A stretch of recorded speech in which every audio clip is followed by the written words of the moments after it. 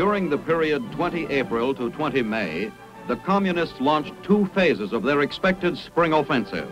On 23 April, the Reds jump off on their first phase, hitting strongest above Seoul. UN troops are forced to withdraw south as British and Belgian contingents hold off the Communists in a spectacular rearguard engagement. A secondary action of this phase hits in the Hwachon Reservoir area.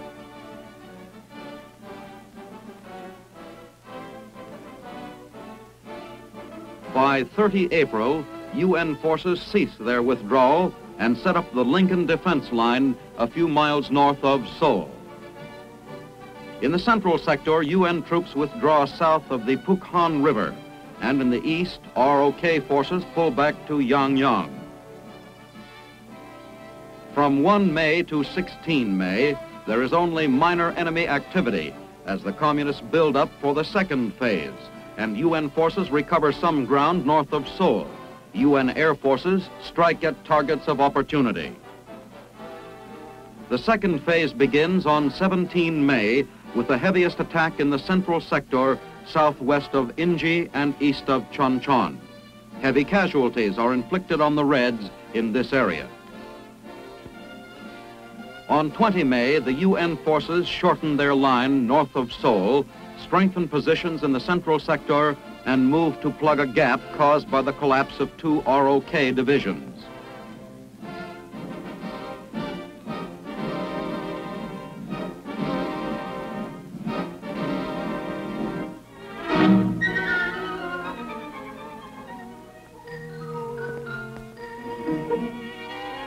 In the Imjin River area, soldiers of 2 combat teams quickly break camp. These combat teams are composed of British, Belgian, Filipino, and American troops. What may be the last meal for a long time is grabbed as a report is received of a large enemy force which has crossed the nearby Imjin. These UN troops start their withdrawal according to plan. Mortars blast at the approaching Reds who threaten to cut off the combat teams.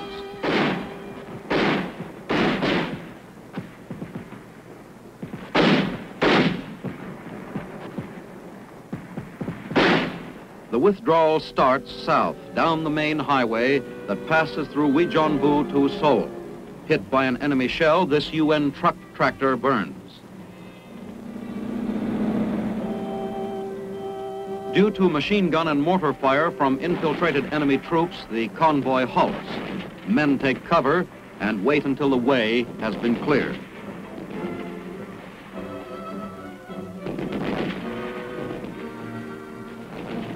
The long convoy moves southward again with its cargo of men and equipment.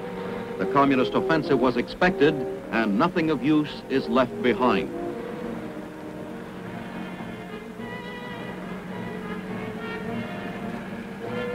En route, battalion commanders discuss the situation.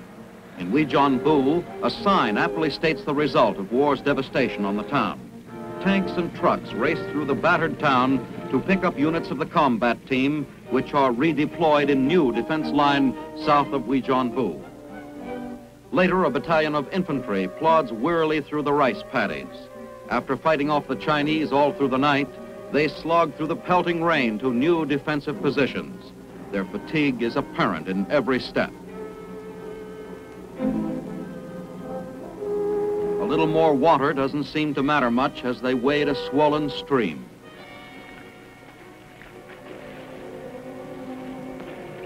Full advantage is taken of the chance for a short rest before fighting off the Reds again. Rain-soaked troops hold rearguard positions covering the withdrawal. This is the third major Red offensive of the conflict. The first was the initial North Korean aggression last June, and the second, the full-scale intervention of the Chinese Communists on 26 November. Our 155's blast evacuated Uijeonbu.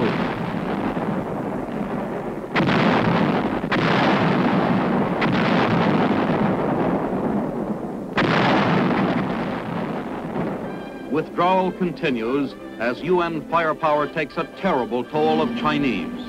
Further south, nearing Seoul, the last UN vehicles cross a bridge south of Yapyong. Men of an engineer battalion pour gasoline on the bridge, which has also been mined with TNT.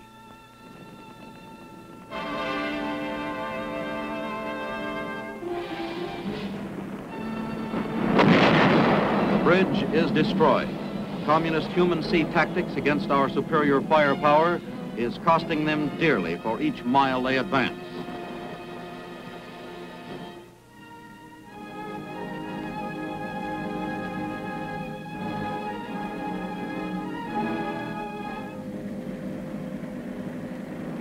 At the end of the first week of the Communist spring offensive, Allied units withdraw to defensive positions north of Seoul. In the western sector, where red pressure is heaviest, trucks loaded with troops move rapidly south. UN forces have broken contact with the enemy all along most of the front. As soon as defending forces have taken positions behind the Lincoln Line, final line of defense between Uijeonbu and Seoul, engineers plant an extensive minefield. The anti-tank mines are armed as the field is completed. Anti-personnel mines will also be laid. To augment the minefields, barbed wire entanglements are constructed by the engineers. Working quickly, the wire is strung and stretched taut. A 75mm recoilless rifle covers the valley which the Reds must cross to reach the Lincoln Line. Observers of an ROK division use this high point to advantage and keep close watch on the opposing hills. Artillery is called for to give relief to a UN tank column under enemy fire in the valley.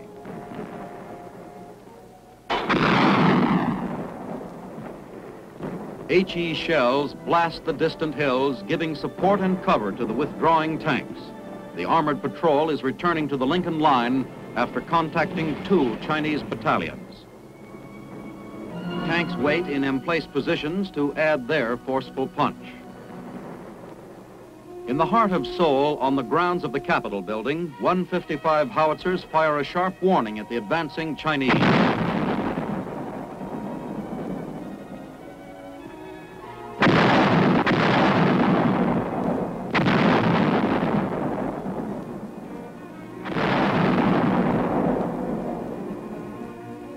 The artillerymen improved their emplacements within view of the Capitol. Although earlier the South Korean government warned the populace to leave, almost 500,000 remained in the city, showing confidence in our ability to hold despite the growing menace of the Red advance. The government was finally forced to order the evacuation. Only then did the people leave. The UN troops remained on the Lincoln Line to write the next chapter in the defense of Seoul.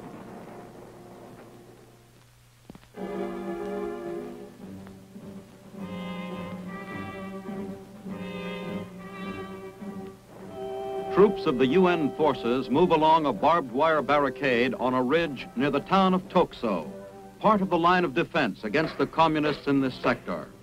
As further determined to the mass assaults of the Chinese, an anti-personnel minefield is planted just beyond the UN-held line. Tripwires are adjusted from the stakes to the mines, which have an effective danger radius of 75 yards. A pressure of 9 pounds against the tripwire will explode one of these lethal traps.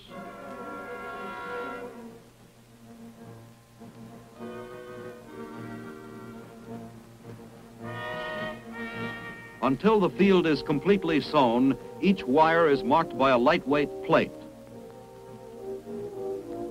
On the road bordering the minefield, tanks and infantrymen of a recon company survey the defense line. The next morning, the road is strewn with the bodies of 24 members of an enemy patrol which tried to infiltrate during the night. One Red soldier still lives. Men of the recon company cautiously move the wounded man onto the road from the gully. The communist is apparently in great pain, but the combat-wise soldiers, used to the tricks of a treacherous enemy, search him for concealed weapons or possible booby traps. In the shelter of one of our tanks, first aid is given to the wounded man.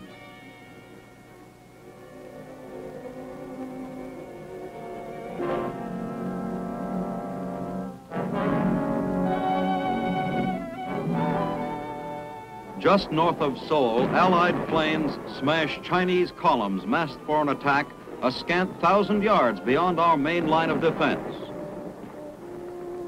Pouring down the historic invasion routes from Munsan and Uijeonbu, the Reds try to break through to Seoul. Officers observe the effectiveness of UN air power back in the skies after days of rain as it plasters enemy concentrations building up for their much-heralded May Day attack on Seoul. The planes smother the target with machine gun fire, rockets, and napalm.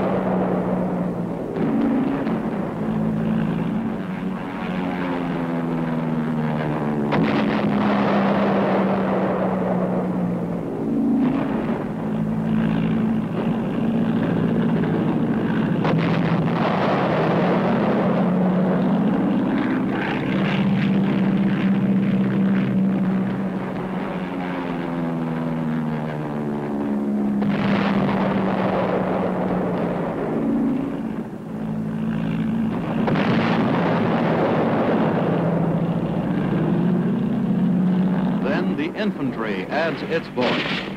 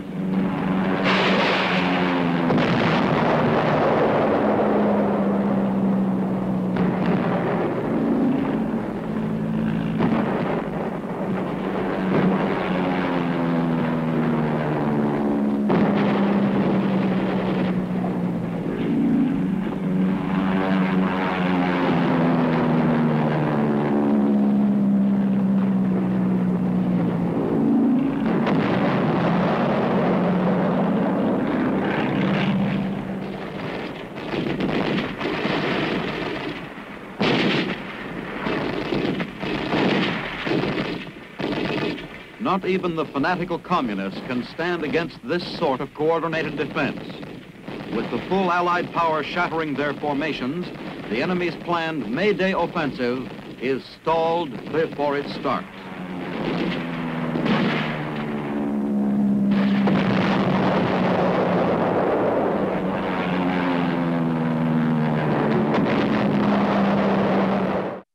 F-51s, in close support of the infantrymen, smash an enemy-held hill position.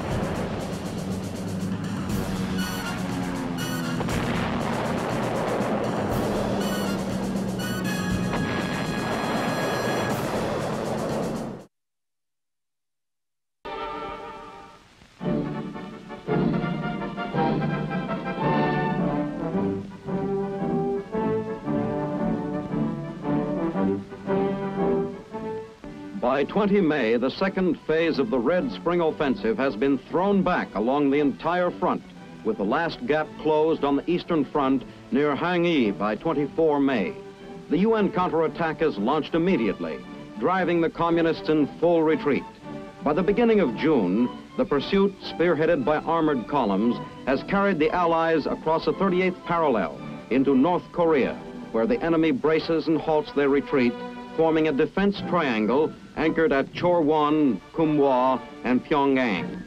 By 15 June, UN forces crack the heavy Red defenses in their so-called Iron Triangle, taking Kumhwa and Chorwon and advancing north to Pyongyang. During the week 13 to 20 June, the communist air power becomes more aggressive, but suffers heavy losses to the UN air arm. During this period, the line undergoes minor changes as the ground phase subsides to patrol action and sporadic encounters.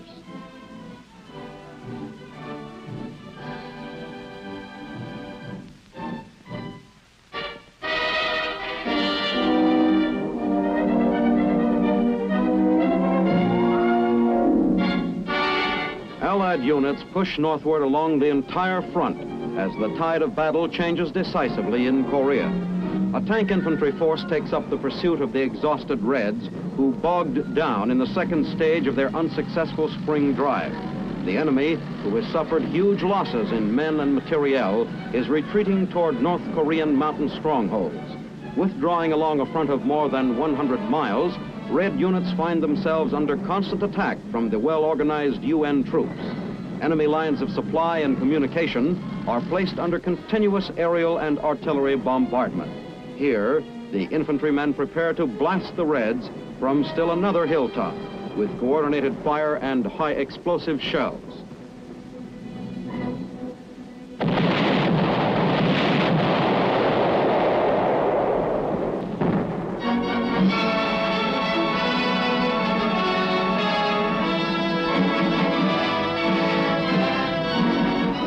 F-51s, in close support of the infantrymen, smash an enemy-held hill position.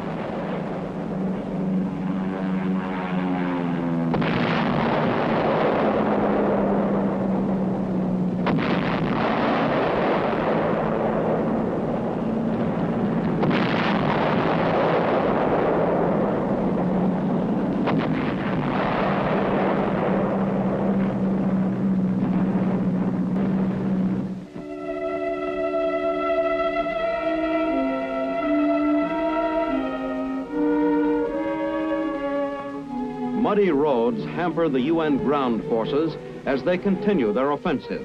The rapidity of the UN advance has cut off many large Red units fleeing the attack from the south. Artillery crews must service their guns, bad weather or not.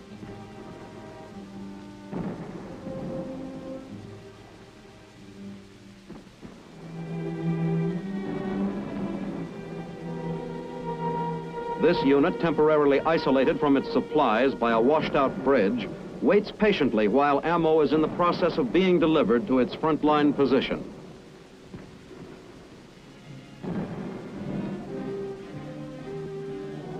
An airlift delivery of the artillery ammo has been decided on, and a break in the weather allows this resupply by air. Once considered an emergency measure, this method is now a routine logistical operation. Last-second fire adjustments are completed, and the big guns go into action.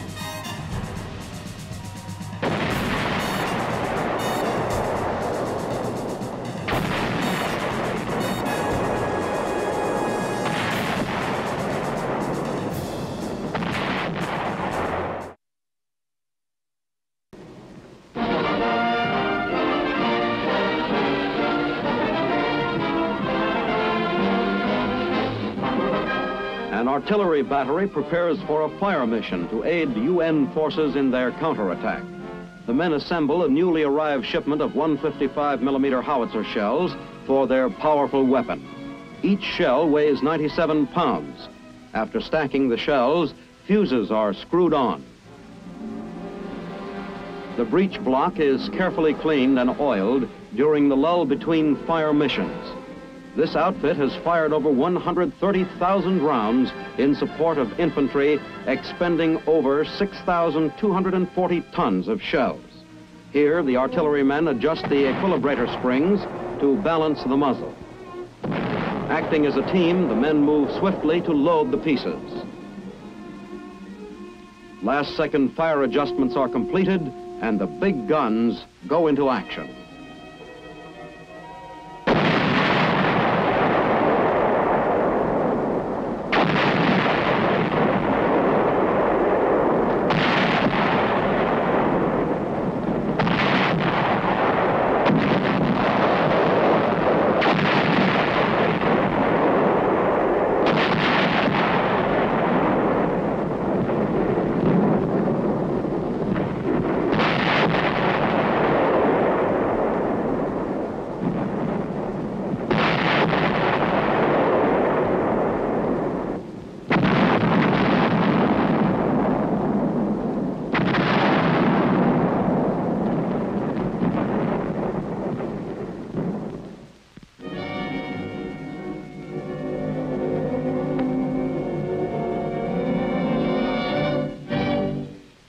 As Allied units move northward, strong emplaced positions are constructed to fend off any Red counterattacks. The men await the order to press on and maintain contact with the retreating enemy units. The UN forces swiftly adapt themselves to the hilly Korean terrain. Infantrymen conceal themselves with automatic weapons in the deeply emplaced bunkers. A 75mm recoilless rifle is put to a thorough cleaning.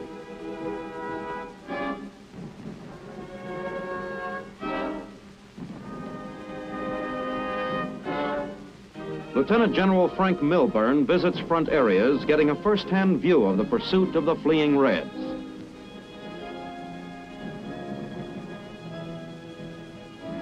The men jump off, continuing their part of the Allied counterattack. UN infantrymen, well armed and well supplied, are capturing large hauls of enemy prisoners for the first time in the Korean War. During this period, enemy prisoners number 10,000, more than 3 times as many as have surrendered since Red China's intervention. The enemy gives up rapidly the terrain it cost him so much to capture.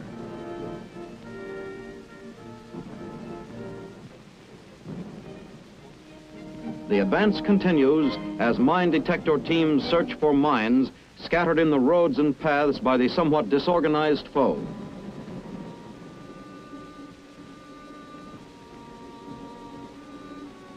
Out of curiosity, one soldier glances at a Red surrender pamphlet purporting to contain pleas of captured UN soldiers. From an observation post, supporting fire is directed against Red strongpoints. Mortars are set up and zeroed in.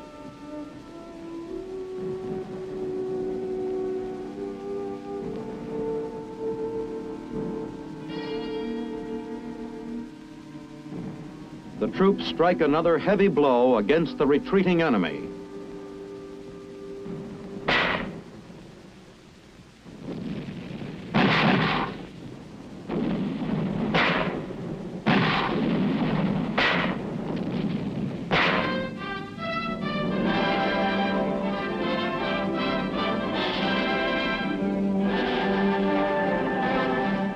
An air-ground liaison team directs an F-51 strike as the Allies continue to move forward.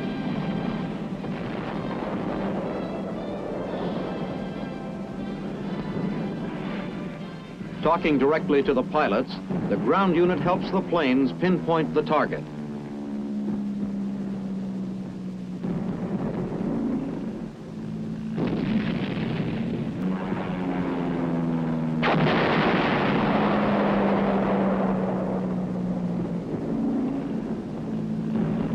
Smoke rises from the burning target as the Air Force helps smash the Reds in North Korea.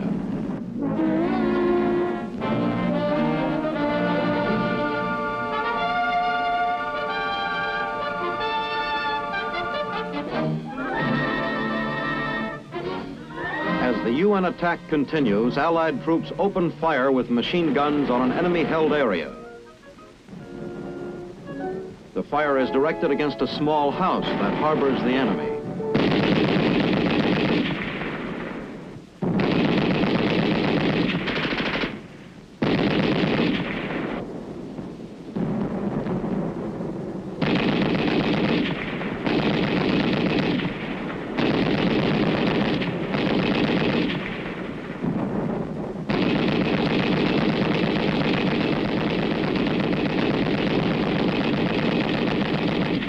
Communist prisoners are taken as the troops move down into the valley. A wounded Red soldier is captured. The troops push on against the Reds, who hold another hill beyond the valley.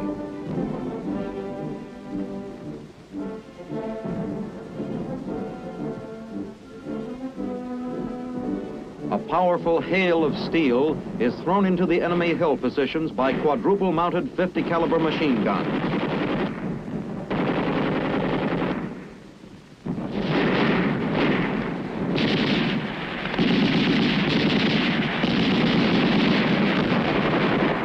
With the main communist force routed from the hill, the soldiers advance cautiously into the area to mop up possible stragglers. The men pause in their pursuit to have hot chow brought up to them in Marmite cans. The attack continues as the troops drive the last of the Red force out of the area.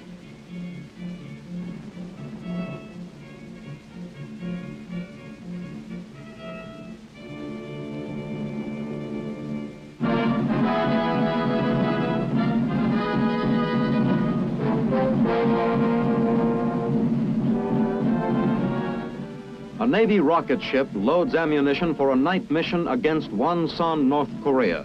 The purpose of the mission is to impede the southward movement of enemy troops along the coastal roads and blast Red supply dumps and communication centers. The Navy adds its help to the UN's counterattack as the bombardment begins.